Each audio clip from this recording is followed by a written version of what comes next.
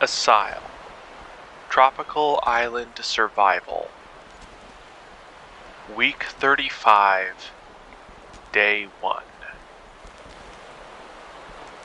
I got up in the morning and got back to the lime cooking before doing my morning chores. Only a few more days, I keep telling myself.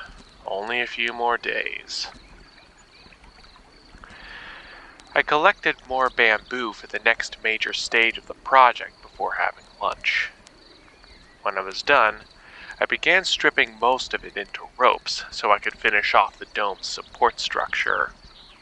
I threaded the long, thick ropes that I'd already made down into the bamboo framework for the foundation that I'd hollowed out, and tied them to a ring of rope that ran around the perimeter of the dome, tying the loop of rope to itself with a square knot.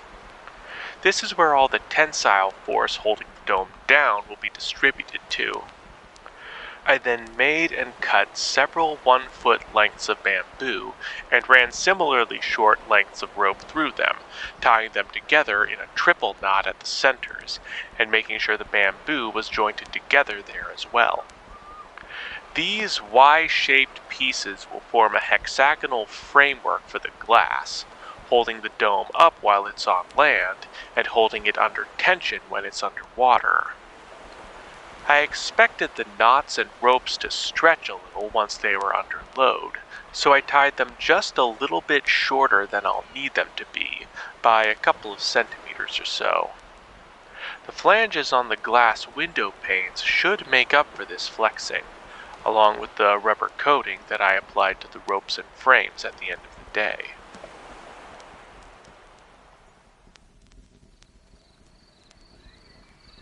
Week 35, Day 2. Just a few more days. I more or less repeated the same routine I did yesterday, morning chores and scrounging for wood in the morning, lime cooking throughout the day, building the dome framework in the afternoon. I noticed that because I was building the dome hexes around the perimeter, I seemed to make progress faster the further I went along.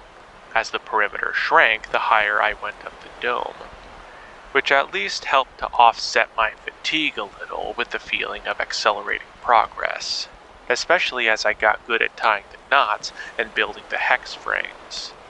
It also occurred to me that it was probably a good thing that there would be a little bit of give in the ropes and frame, because although I've been trying my hardest to make perfect hexagons, because the frame is distributed across a curved surface, some legs of those hexagons will have to be shorter than the others in order for the structure to stay a sphere.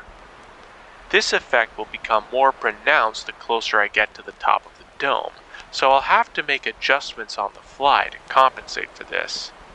But like Hank said back home when he taught me how to use a table saw, you can always make it shorter, you can't make it longer.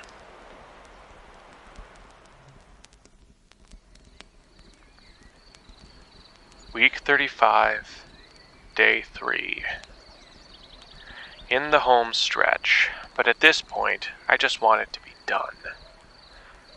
I repeated the same routine as yesterday, and found myself building on the second level of the dome, which again made it feel like I was closer to being done. I was also able to climb up to my construction site from the outside, like one of those domed jungle gyms you see at parks, so it scratched a juvenile itch in my brain that I didn't know I still had. As I got nearer to the top, it occurred to me that I should leave a hatch of some kind there, both as an emergency escape in the event of flooding, but also to make it a little easier to get stuff in and out without using the elevator, while the dome is still under construction.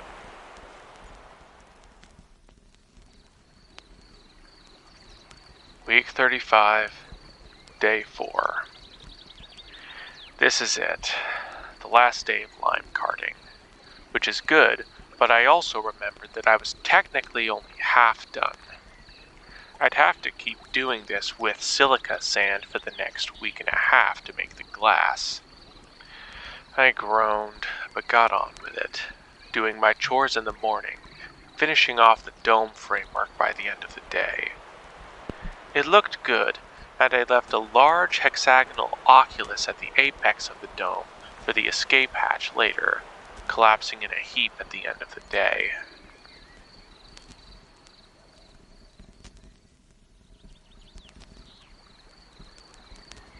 Week 35, Day 5. After a night of heavy sleep, I got up in the morning and decided that I needed a bit of a break today. More importantly, I needed more wood. I only had about half as much as I needed, and there was really no getting around it at this point. I would have to cut down some trees to do it. I have frankly been pretty lucky to have scrounged up as many branches, logs, and driftwood pieces as I have for this project, though a lot of it has been bamboo. Cutting down trees now will also give them a chance to dry out a bit before I use up what I've already got. If one load of wood is about 1 cubic foot, then a cylindrical palm tree 40 to 60 feet tall, with a diameter of about 1.5 to 2 feet, should have a volume of about 70 to 188 cubic feet, though this doesn't account for tapering. Still, one average-sized palm tree should have almost all the wood I need to finish this project, and now I'm wishing I'd done this calculation before I jumped into this project. Might have saved me a lot of time scrounging. Still, I can at least console myself with the fact that I'll probably have some extra wood left over for the wet season when I'm done. So, while I was out doing my morning chores, I looked for a suitable tree to cut down, though I didn't have to look for very long, as I wanted one that was close enough to my base that it would be easy to transport. When I was done, I went to cut it down, though I found that, even though I didn't have to worry about wheelbarrowing, chopping was still a lot of work, and I wished I had a chainsaw. At least it worked different muscles that weren't as tired. It took about an hour to chop all the way through, and when I was done, I immediately planted and watered 2 new coconut sprouts. I then started chopping the logs into segments that would be easier to move around, and I started to realize that breaking it down into pieces small enough to put into the kiln was going to take more than a day of chopping, and that was time and energy that I didn't really have. Again, I thought about how great it would be to have a chainsaw or wood splitter, which reminded me of all the times Hank loaned us his wood splitter, or all the times I helped Dad split wood by hand back home. It gave me an idea, though, to make my own wood splitter, of a sort, so I chopped 1 log to size and dragged it back to base on my old log sledge. It occurred to me that the ore grinder used a motion similar to that of chopping wood, so if I could replace the smashing head with an axe and keep it moving in a straight line, I thought I could use it to cut my wood for me instead of having to do it myself. That would free me up to work on other things. One problem with that plan, however, was that the hammer of the ore grinder was up kind of high, and I couldn't easily load the logs on top of it. However, I could extend the loop that the water wheel grabbed onto and separate the hammer from the rest of the device so that it would be lowered to the ground. This would also require a new place to mount the rubber bands, ideally somewhere on the log itself so the chopping head would always hit, and a better way to keep the hammer straight during its flight downwards. So, I started working on this mechanism, though all I really had time to do before lunch was grind a second axe head and attach it to some bamboo arranged into a cross shape. It occurred to me that because the ore grinder was built to smash rocks like the axe head, I should probably keep the 2 mechanisms more or less separate, and build the splitter more or less from scratch.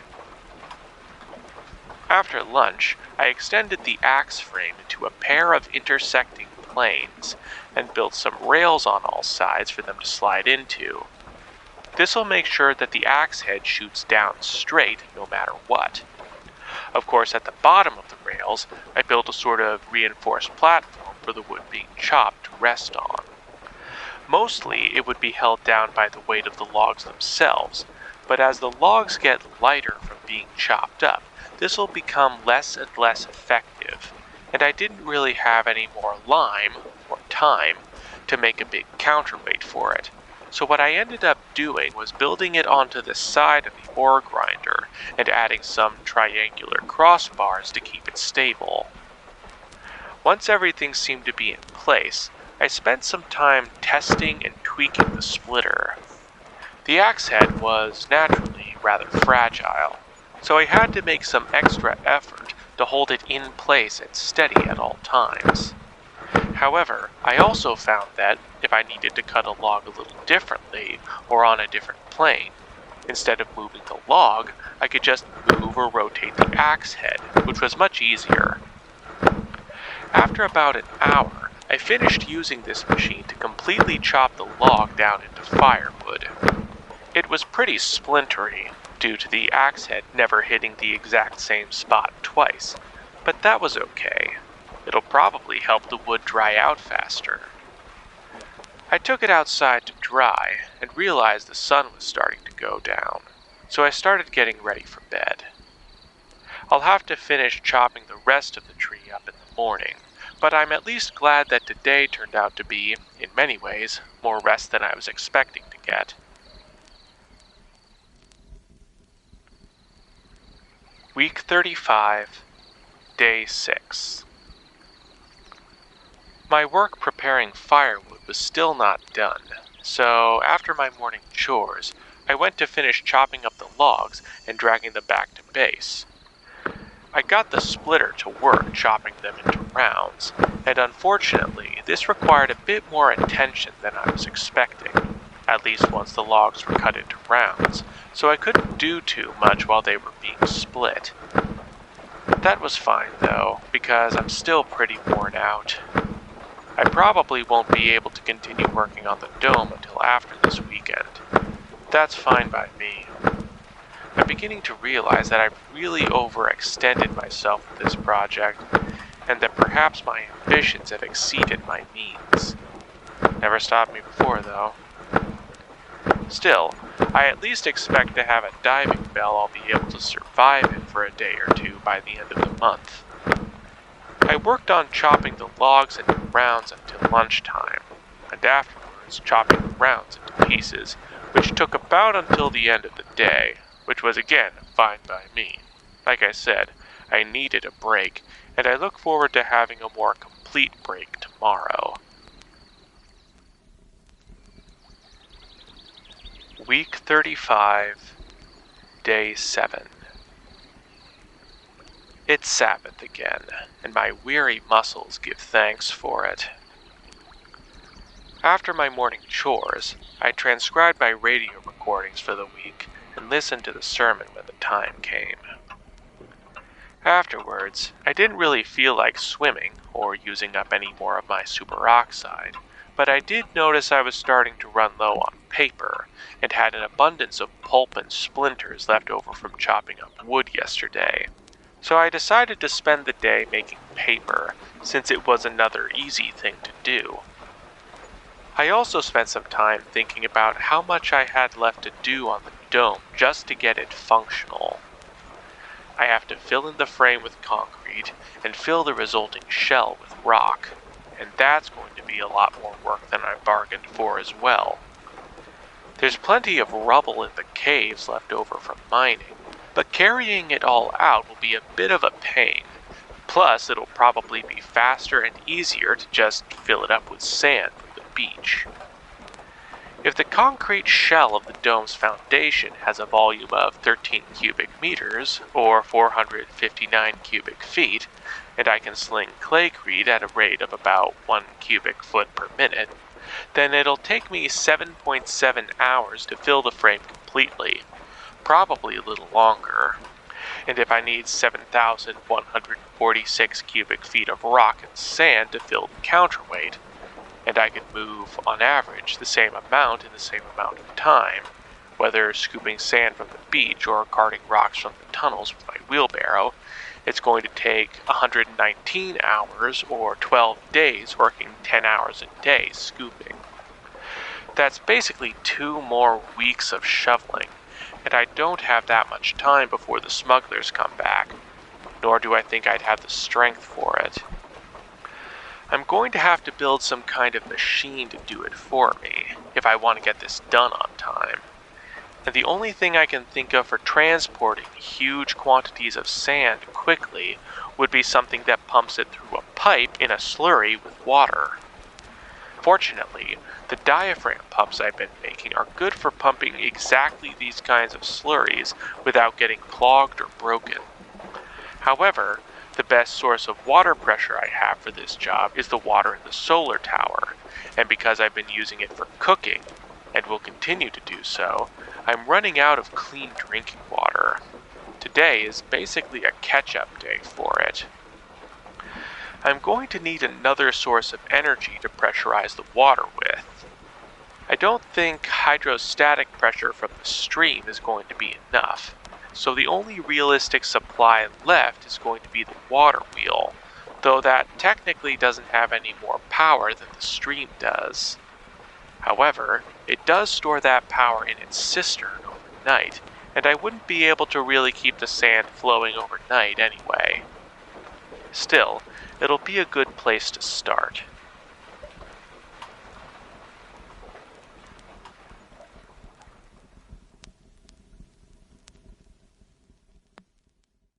It's time for the blooper reel, and I'm saying it slowly to make up for how short the recording is this week. I threaded the long, thick ropes that I'd already. As the perimeter shrank, the higher up I went the dome. The higher I went up the dome. Words. It also occurred to me that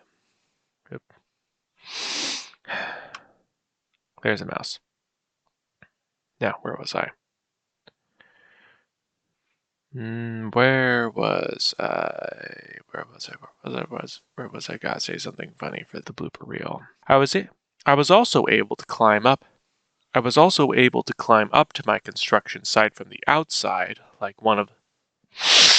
If one load of wood is about 3.5 feet, then a cylindrical palm tree 45 to 65 feet tall with a diameter of about. It took about an hour to chop all the way through, and when I was done, I sneezed. So I had to take some extra effort to hold it in place and steady at all times. But carrying it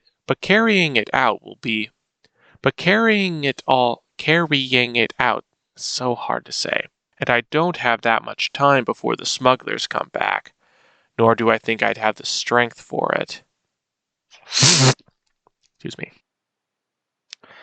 Hey there, thanks for listening all the way to the end, even if it was another short one.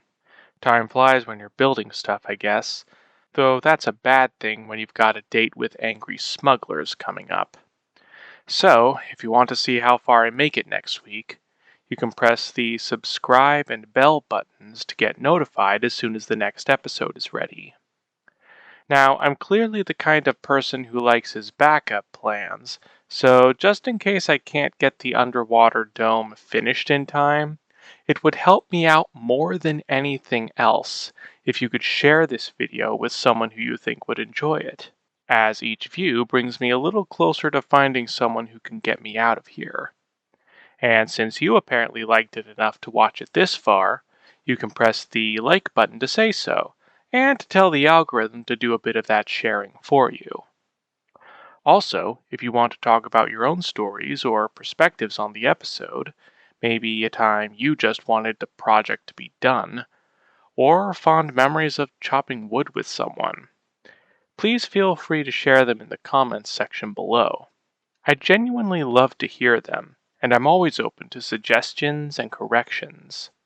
That said, thanks again for listening, and hope to see you here again next week.